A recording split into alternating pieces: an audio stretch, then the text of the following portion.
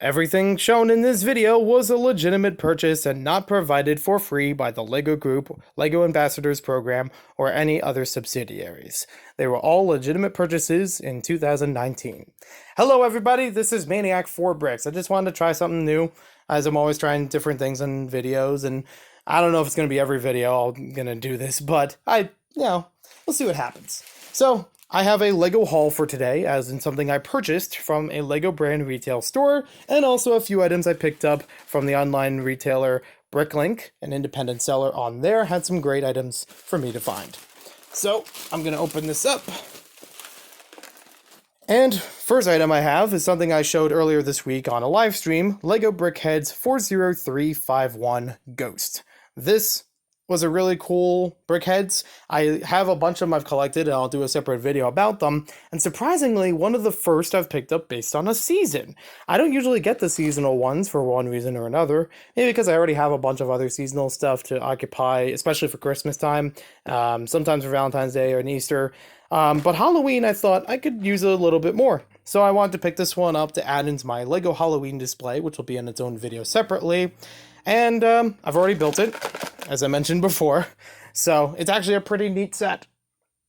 I was actually curious how they were going to do this and having the figure float on top of here, and very simply, they used some 2x2 trans clear bricks, which works very well. I also do like the sloping along the bottom, the drapery really makes it interesting and ghoulish and covers it pretty well around. I also do like the sand green, olive green, dark green, evergreen, almost evergreen, that's put along here for the display. Now, they do not show any of this all together on the box. I think it's only on the back, but on the top of, or on the front of it, they show each of these are separated. I guess you could, you just had to take off the piece on the bottom. But, you know, it wasn't encouraging the instructions. I just thought, yeah, that's fine. I can keep it all together. He's a little weighty, yes, of course, so he did pop off a little easily, but he'll be fine on my Halloween table. And then up next, we have a Pick-a-Brick cup that I purchased at the regular retail price of $15.99. A large Pick-a-Brick cup, mostly filled with 1x2x5 wall elements. I think sometimes they call them bricks. I don't know why. And also a couple of teal 1x2 bricks. The 1x2x5s are in white and trans clear. There's also a couple of plates in there. I'll count this towards the end of the video so we can see how well I did packing this cup, as I did before. And then last but not least, oh look, there's my my sales receipt, a proof of purchase that I picked these up from my LEGO store. Anywho, I have a couple of keychains I wanted to get. I had a brick separator on a keychain a while ago, custom made thanks to Abby Dabbles, several years back, but for some reason that keychain went missing, and I don't know what happened, but I decided, you know what, I'll get another one. I can replace it. So it'll always be handy dandy when I need it. Then we have a LEGO Movie 2 keychain with Lucy. We have one with Emmett. I didn't get the ones from the original LEGO Movie, so I definitely wanted to get these before they were gone. And surprisingly, the Emmett one, as I noticed, he has a LEGO Movie 1 face, and the printing on the rest of him is LEGO Movie 2. Ah, neat. All right. Then we have a Spider-Man. I've wanted to get a Spider-Man minifig keychain for a while, actually. Didn't know what one I wanted, but this looks pretty good. I don't think I have that one as its own figure yet. We got a Shark Guy keychain, because I already have a hot dog guy, and Shark Guy is cool. I wanted to get that since about Brickfair, Virginia or so, and decided to pick it up. And then this one I found on clearance. It's Misako, or Lady Iron Dragon, as a keychain. So very neat on that. I do have a video coming up. I actually recorded a video, and then I was like, I don't want to do a part 2. Maybe I should just re-record it. So there will be a big video coming up soon about LEGO keychains. I've actually collected a bunch of them, and you guys will be amazed. And also some fun stories with some of those keychains as well. So that's all of my purchases from the LEGO brand retail store. Now we get on to Bricklink. So on Bricklink, I was able to find this thing that was very hard to find. I mentioned a while ago that I picked up a product from eBay, a whole bunch of LEGO BIONICLE Happy Meal toys, sealed, all 6 of them, and they were, like I said, hard to find. Not a lot of people had them available for sale, even opened. When I brought them to Brickfair, Virginia, and I showed them to a couple Bionicle fans and TTV channel. They recommended that I keep those sealed and try to find other ones in order for me to open, review, and enjoy them. And lo and behold, I keep finding some sealed. Well, these are actually two of them, but two copies of two different ones.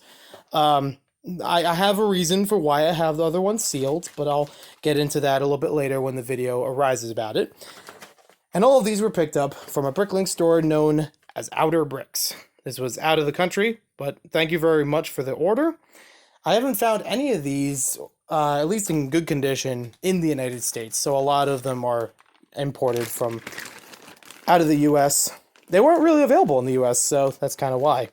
It's easier to find them outside of there. But yeah, we have one here for Kopaka, and then, well, two of them, two copies. These were released in 2003. And if I'm correct, the next one is Onua. Yes, that is correct. So I'm trying to build together a set of these that are sealed, and a set, which I already have, and a set of these that are opened, and I will review the open copies. And another set I'm going to save for a specific person, but I'll talk about that on a future video. Thank you guys for watching this video. Hope you guys enjoyed it. I know there's a few funky changes around how I did things, but we'll see how everything goes, if I keep adjusting it or if it's going to go back to what it used to be. But we'll see you next time with more LEGO videos. Oh, let's get to the Pick-a-Brick Cup before we leave. Okay, everybody, so I'm back and I've counted everything up. So all of these stacks of 1x2x5 bricks, or walls, whatever you want to call them, are in stacks of 3 in this part of the video, in case it's hard to tell. So for the white ones, we have 16 stacks of 3, which is 48. For the trans clear ones, we have 17 stacks of 3, so that's 51. We have 10 1x2 teal bricks, 2 light bluish gray 4x4 plates, and 1 black 6x8 plate. I'm assuming the reason why these numbers happened, why it was a little bit more of the trans clear than the white, could be one of two factors. Either I added another column of these around the outside of the cup because there was just enough room for it, or the stack in the middle of the cup, because what I did was I had 3 of these lined up next to each other and just kept stacking it alternately, you know, white, then trans clear, then white, then trans clear, and then I had them wrapped with the plates as you saw it before. I'm assuming that it either, maybe the stack in the middle could have started with trans clear and then ended with trans clear, so therefore there wasn't another one of white and therefore made a few more.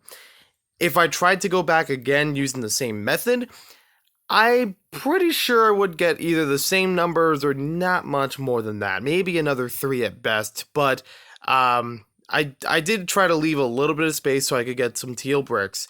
The teal bricks were actually sprinkled inside of the cup, so if I had done it a little differently, I probably could have gotten a few more, but again, probably not that significantly more, since it was so full of the other ones all the way around. I don't think that changing the method of these columns out on the outside of the cup is going to add more inside of it. I think we might be good on that, but I could still try that, see what happens. Thank you for watching this video. Hope you guys enjoyed it. Most of these parts are going to go into a mock for Brick Fair, New Jersey. So stay tuned for more information about that and my part of a collaboration. We'll see you next time with more LEGO videos.